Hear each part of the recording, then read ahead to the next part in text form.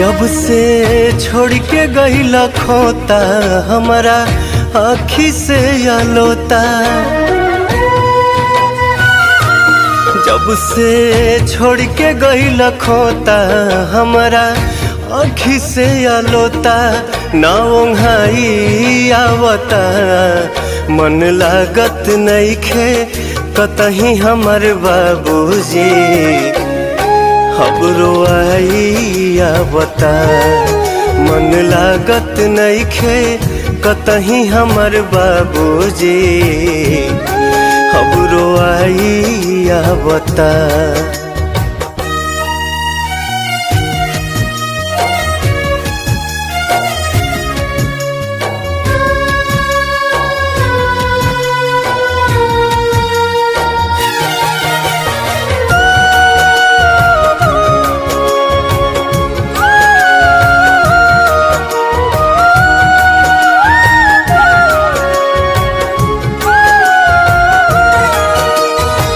अंगुरी धके चले सिखवला जग के राह देखवला।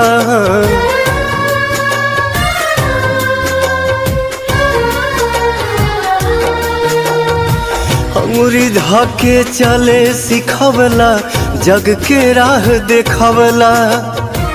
कहानी मन कहा बाउर एक एक बात बतवला। कहानी मन कहा बाउर एक एक बात बतौला। अब ता कुछ न बुझाता हमके कुछ न सोहाता। याद रही रही के अंतिम विदाई आवता। मन लागत नइखे कतही हमर बाबूजी। खबरो आई आवता मन लागत नइखे कतही हमर बाबूजी। खबरो आई आवता।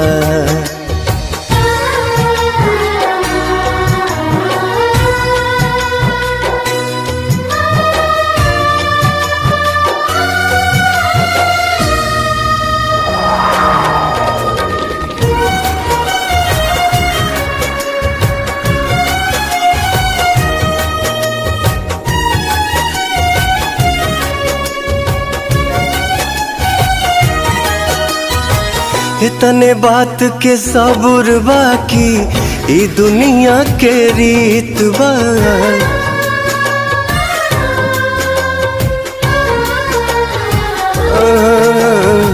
इतने बात के सबूर बाकी ई दुनिया के रीत बा।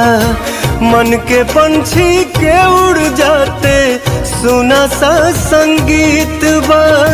मन के पंछी के उड़ जाते सुना सा संगीत बा। प्यार पल पल जतावल नेह गुस्सा में देखावल। याद बचपन के पढ़ावल पढ़ाई आवता।